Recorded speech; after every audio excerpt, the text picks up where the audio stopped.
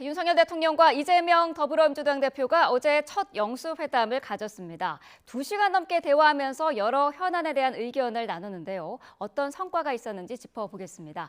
백지원 전 국민의힘 상근 부대변인, 박성민 전 더불어민주당 최고위원 두 분과 함께합니다. 어서 오십시오. 네, 안녕하세요. 네.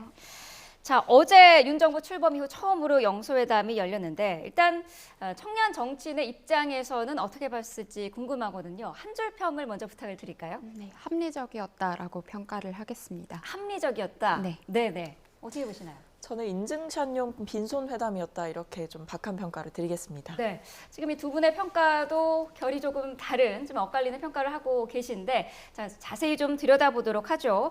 일단 어제 예정됐던 시간은 1시간이었는데 2배 이상으로 늘어난 시간으로 대화를 이제 이어갔고요. 사실 처음에 시작은 분위기가 좋았다고 하는데 이재명 대표가 A4 용지 10장 분량에 모두 발언을 하면서 살짝 분위기가 좀 냉랭해지는 모습도 있었습니다. 어떻게 보셨나요? 사실 이재명 대표가 A4 10장 분량의 글을 읽는 것이 사전에 예정이 되어 있었거나 서로 협의를 거친 과정이 아니었기 때문에 네. 이게 돌발 상황으로 결례가 될 수도 있었다고 보는데요. 대통령실에서는 이재명 대표의 의견을 경청하기 위한 자리였기 때문에 충분한 예우를 했다고 봅니다. 네. 그리고 또 의료개혁이나 연금개혁의 필요성에 대해서 정부와 야당이 공감대를 형성했다는 점이 가장 주목할 만한 지점인 것 같고요. 네. 그리고 첫 영수회담에서는 이 정도 수준이면 합리적이다라고 평가할 정도로 지금 예상 시간보다 2배가 넘는 시간 동안 긴밀한 소통을 이루었다고 평가할 수 있겠습니다. 네, 어제 그 이 대표의 모두 발언 내용을 보면은 사실 의제를 미리 정하지 않고 만나겠다라고는 했습니다만은 막상 그 10장 분량에 하고 싶은 얘기를 다 담아놓은 상태였거든요. 어떻게 보셨나요? 당연히 그럴 수밖에 없는 것이 이번 그 영수회담은 총선 참패 이후에 일어난 일입니다. 그리고 네. 대통령께서 정말 민의를 제대로 받아들이셔야 되는 계기에 직면하신 것이고요. 네. 그렇기 때문에 제1야당의 대표로서 잘못된 국정 운영 방향을 시정하라. 그리고 국민들의 분노와 여러 가지 민심을 대변해야 되는 책무가 제1야당 대표인 이재명 대표에게 있었다고 생각합니다. 네. 그렇기 때문에 여러 가지 민감한 사안들을 구체적으로 언급할 수밖에 없었던 상황이고요. 네. 그런 만큼 대통령께서도 그에 걸맞는 구체적인 답변을 내놓으셨어야 된다고 생각하는데 특히 최상병 특검법과 관련해서는 구체적인 답변이 없었다는 점에 대해서 상당한 아쉬움이 있습니다. 네. 자, 영수회담 테이블에 올랐던 의제들 하나씩 좀 짚어보도록 하겠습니다. 주요 쟁점 가운데 하나가 그 이 대표가 제안했던 민생회복지원금인데 사실 이 부분은 양측이 좀 접점을 찾을 수 있지 않을까 하는 예상도 많았었는데요. 접점을 찾지 못했거든요. 어떻게 보셨나요? 네, 해당 안건에 대해서는 보수와 진보 진영에서 입장이 확연하게 갈리는 부분들이 있고요. 네. 지금 정부의 기조는 도움이 필요한 분들에게 선별복지를 해야 한다라는 기조를 유지하고 있기 때문에 네. 사실 25만 원 현금 지원 정책은 또 선거 시즌에 갑자기 포퓰리즘으로 나온 공약이 아니냐라는 지적들도 있었고요. 지금 민주당이 민생 관련해서 계속 이야기하는 것이 물가 이슈인데 사실 지금 물가는 코로나 시기 인플레이션의 현상으로 지금 따르는 현상이다라는 것에 대한 이해가 좀 부족해 보인다라는 생각이 있고 네. 이미 정부는 생필품에 대해서 정부 지원금으로 특가 할인을 추진하거나 그리고 또 그 외에도 사회 소외계층들에 대한 경제적인 지원, 금융 지원 같은 것들을 충분히 확대하고 있기 때문에 네. 추후에 지금 진행하고 있는 정책으로도 부족하다면 보완을 하겠다, 경청을 하겠다라는 입장을 보인 것으로 평가합니다. 네. 정부는 어쨌든 지금 그 추진하고 있는 정책이 있으니까 이 부분을 해보고 안 되면 민주당과 논의하겠다는 입장인데요. 어떻게 보셨나요? 근데 사실상 그것이 굉장히 유보적인 입장이라고 저는 보여지고요. 네. 저는 대통령실에서 이번 영수회담을 준비하면서 이 민생회복지원금이라는 야당의 구체적인 제안에 대해서 조금 더 제대로 준비된 답변을 했으면 좋았지 않았을까 싶습니다.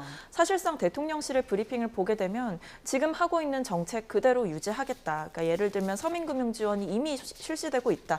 이런 식으로 이야기를 하시고 계시기 때문에 네. 사실 민생에 대한 극약 처방 또는 뭐 지금 서민들이 굉장히 고통받고 있는 고물가 부분 아니면 소상공인들이 굉장히 고통받고 있는 이런 현실에 대해서 구체적인 답변이 준비되지 않았던 것으로 보여지거든요. 네. 기존의 정책을 그대로 하겠다라는 것은 사실상 추가적인 변화라든지 아니면 지금 상황에 대한 굉장히 긴급한 조치를 하겠다라는 의지는 잘 보여지지 않는 것 같아서 네. 이 부분에 대해서 대통령실이 좀 준비가 부족했다고 생각합니다. 최상병 특검법이나 이태원 참사 특검법도 이제 이야기가 나왔는데 특히 이태원 참사 특별법과 관련해서는 법리적인 문제가 있어서 다시 논의를 좀 이어가야 된다 이런 입장이지 않았습니까? 네, 지금 앞서서도 말씀을 하셨지만 최상병 특검 관련해서 대통령이 입장을 표명하지 않았다라고 하셨는데 지금 해당 A4 용지를 읽으셨을 때는 이재명 대표도 그런 이야기를 했었지만 비공개 회담에서 이재명 대표가 강론을 제안을 하면 대통령이 설명하는 형태에서의 내용에서 이재명 대표도 해당 건에 대해서는 언급이 없었던 것으로 브리핑을 통해서 확인이 됐습니다. 따라서 이에 대해서는 상호 논의된 바가 없는 것으로 확인할 수 있겠고요. 또 이태원 참사 특별법에 대해서는 대통령은 유가족에 대한 배려와 배상을 최우선으로 생각하겠다라고 입장을 밝혔고 지금 판결에 대해서 유가족이 동의한다면 이제 항소도 하지 않겠다. 그리고 바로 즉각적인 배상이 이루어질 수 있도록 하겠다라는 입장을 밝혔기 때문에 이 부분에 대해서는 충분히 전향적인 정책적인 효과가 있었다고 생각됩니다.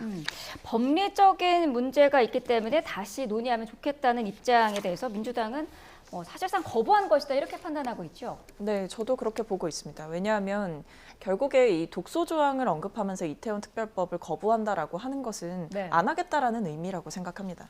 만약에 이 부분에 대해서 정말 대통령실이 의지가 있고 정말 필요성에 공감한다라고 하신다고 한다면 이런 독소 조항을 언급하실 게 아니라 굉장히 전향적인 자세로 이야기를 하셨어야 되는 게 맞는 것 같거든요. 그게 아니라 독소 조항을 언급했다라는 거 그리고 거기에 대통령의 의지가 상당 부분 반영된 것으로 보이는 지금의 형국은 결국 이태원 참사 특별법은 필요하지 않다라는 대통령실의 의중을 보여주는 것이라고 생각합니다. 이런 부분에 대해서도 저는 이태원 참사야말로 여야 할 것 없이 모두가 굉장히 아파했던 참사이고 정부가 정부의 역할을 제대로 못했던 굉장히 사회적 재난이었다고 생각을 하는데 이런 부분에 대해서 아직도 뭔가 유가족들에 대한 배상, 보상, 지원 이런 부분만 강조하거나 법률적인 정교함 이런 부분만을 이야기하는 것이 과연 적절한 자세이냐 네. 이런 의문을 가지고 있습니다. 네. 김건희 여사와 관련된 언급을 할지도 관심이었는데 모두 발언에서 가족 등 주변 인사들의 여러 의혹 이렇게 좀 애둘러 표현을 했거든요. 어떻게 보셨나요? 네, 많은 정치인들에게 가족 문제는 늘 따르는 일입니다. 특히 문재인 대통령도 자녀 문제라든지 김정숙 여사의 뭐 의상복 같은 것들, 의상비 같은 것들이 좀 이슈가 됐었는데 사실 이재명 대표 본인도 지금 김혜경 여사의 법화 유형 관련 이슈가 있기 때문에 직접 언급하기 분명히 부담스러운 지점이 있었을 것 같고요. 네. 그리고 처음으로 상견례의 의미를 갖는 첫 회담에서 이런 안건을 직접 이야기하는 것은 좀 상호적으로 부담이 있었을 것 같습니다. 네, 사실 대통령실에서도 회담 전에는 이 얘기까지는 영수회담에서 언급하지 않을 것이다라는 예상을 했었었는데 모두 발언에서 기자들 앞에서 이제 공개적으로 한 부분, 이 부분은 어떻게 얘기를 할까요? 아무래도 이제 아까도 잠깐 비슷한 이야기를 나눴지만 총선 참패 이후에 영수회담이 이루어지는 상황이고 그것은 결국 제1야당 대표로서 총선의 민의를 온전히 대변할 책무가 있다라고 제가 말씀을 드렸습니다. 그렇기 네. 때문에 만났을 때 대통령께 사실은 뭐 듣기 좋은 얘기만 하라고 만난 자리도 아니었을 뿐더러 그렇죠. 특히 김건희 여사 특검법 같은 문제는 굉장히 국민적인 공감대도 높은 사안이고 총선 전에 굉장히 크게 이슈가 됐던 사안입니다. 특히 명품백 수수 논란이라든지 이런 부분들은 네. 국정 운영 기조에 있어서도 대통령의 배우자를 감싸기 위해서 대통령이 공적 권한을 사용해서는 안 된다라는 국민들의 질타를 대통령께서 좀 직면하실 때가 됐다라고 생각합니다. 그렇기 때문에 이재명 대표 입장에서도 이 부분을 언급하지 않을 수 없었을 것으로 생각되고요. 네. 다만 이것을 이제 모두 발언 중에 마지막 부분에 좀 말씀을 하셨고 네. 그리고 이것을 김건희 여사라고 특정하지 않고 가족 등이라고 하신 것은 사실 굉장히 저는 좀 순화해서 이야기를 한 것이다. 아무래도 처음 만나는 자리였다 보니까 상당 부분 좀 신경을 쓰신 것으로 보인다 이렇게 생각합니다. 네, 거의 유일하게 양측이 공감대를 형성한 게 의료개혁 관련 부분인데요. 공감대를 형성했기 때문에 이 부분은 민주당 측에만 좀 질문을 드리도록 하겠습니다. 이재명 대표는 사실 그 증언에는 공감을 하지만 그동안 그 숫자 부분에서는 조금 이견이 있었거든요. 그렇다면 이 부분도 앞으로 합의를 통해서 조절을 좀 할까요? 저는 할 수 있을 걸로 보이는데요. 저는 결국에 이 의료개혁 부분의 핵심은 일단 의대 증언에는 여야 할 것 없이 동의를 하고 있다라는 점이 핵심인 것 같고 네. 다만 지금까지 대통령실에서 보여주셨던 대통령의 입장은 2,000명이라는 그 숫자에서 물러나지 않는 태도였다고 생각을 합니다.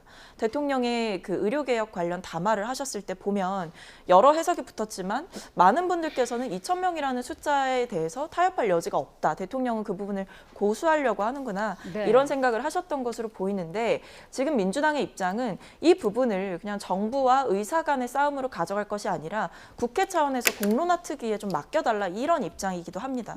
결국 지금은 이제 교수들의 사직까지도 현실화되고 있는 상황이고 좀 환자들의 불안이 좀 극도로 달해 있는 상황이잖아요. 네. 결국 이게 국민 불안과도 연결되는 지점이기 때문에 더 이상 대통령과 의사 간의 강대강 그 대치에만 기댈 것이 아니라 이 부분은 국회에서 머리를 맞대고 정치로 한번 제대로 풀어보자. 그러니까 공을 국회로 좀 넘겨달라 이런 말씀을 하신 것으로 보입니다. 네. 차기 국무총리 인선 문제는 대통령실이 먼저 얘기를 꺼낼 수도 있다라는 관측이 있었는데 아무런 이야기가 나오지 않았습니다. 왜 얘기를 하지 않았을까요? 네, 차기 국무총리는 22대 국회에서 임명할 가능성이 높은 만큼 시기상 맞지 않았다라고 말씀을 드리겠고요. 네. 지금 첫 번째 영수회담에서 다룰 만한 사안은 아니었다라고 생각이 됩니다.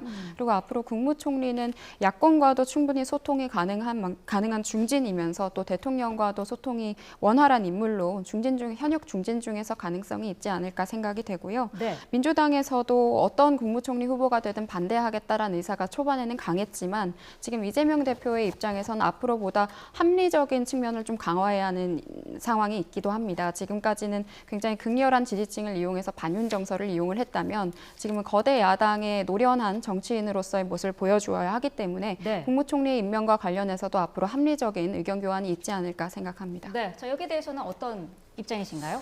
네, 제가 봤을 때는 이제 시기보다 결국에 이 협의할 수 있는 여지가 상당히 적었기 때문에 논의의 의제 자체로 오르지 않은 거라는 생각이 듭니다. 네. 지금 민주당의 입장을 보게 되면 인사를 추천할 수 있는 권한을 달라 이런 얘기는 전혀 없습니다. 오히려 굉장히 선을 긋고 있는 모양새입니다. 국무총리 인선은 대통령의 전적인 인사권이기 때문에 이 부분에 대해서는 뭐 야당이 어떻게 이야기할 부분이 아니다. 대통령의 인사권이다. 이렇게 네. 선을 긋고 있는 상황이다 보니까 아마 대통령실 입장에서도 야당에게 이 추천을 받으려고 해도 이 부분에 있어서 과연 협조가 원활했을까 또는 야당에서 누군가를 구체적으로 언급을 과연 할 수 있는 상황인가 이런 부분에서 고심 끝에 아마 대통령실이나 대통령 측에서도 직접 이 부분을 언급하지 않은 것으로 보입니다. 네.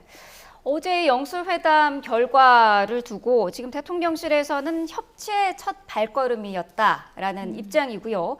민주당은 조금 다릅니다. 답답하고 아쉬웠다. 국정전환 의지가 보이지 않았다. 이런 반응을 보이고 있는데 어떻게 생각하십니까? 네, 사실 첫 번째 영수회담이고 소통이라는 것이 어느 일방의 의견을 무조건 수용을 한다는 것이 아니라 상호 간의 의견에 차이점이 있으면 확인을 하고 입장에 대해서 견해를 교환하는 의미를 갖는 회담이었기 때문에 충분히 소통이 이루어졌다고 생각을 하고요. 그리고 사실 기대하지 않았던 어떤 정책적인 부분, 의료개혁이라든지 연금개혁에 대해서도 공감대를 형성했던 성과도 있었다는 점에서 첫 번째 회담으로는 굉장히 합리적이었다라고 평가를 거듭 드리도록 하겠고요. 네. 그리고 앞으로도 정무수석이 밝혔던 것처럼 앞으로도 더 다양한 형태로 야당과의 소통을 지속해 나갈 것이라고 했기 때문에 협치에 대해서는 조금 더 지켜보면 될 것 같습니다. 어떻습니까? 앞으로 협치의 그런 발걸음이 좀 이어질까요?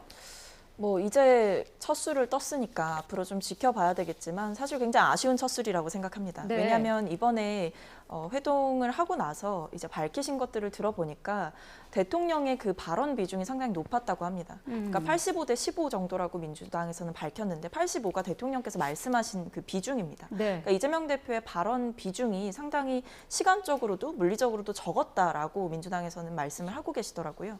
그런 것들을 봤을 때 사실 이번 영수회담 자리는 민의를 듣는 자리였어야 하는 것이고 대통령께서 그동안의 국정 운영 기조를 완전히 전환하겠다라는 새로운 변화의 의지를 좀 보여주시는 자리였어야 하는데 네. 대통령실의 영수회담 이후 브리핑도 그렇고 아니면 과정 중에 있었던 그런 발언의 비중이라든지 이런 부분을 봤을 때 대통령께서 이재명 대표의 의견을 제대로 들었느냐 이런 부분에서 좀 의문이 있고요. 더 네. 나아가서는 이 야당 대표의 의견을 경청하는 것을 넘어서서 실질적인 변화로 이끌 만한 행동이 뒷받침되느냐.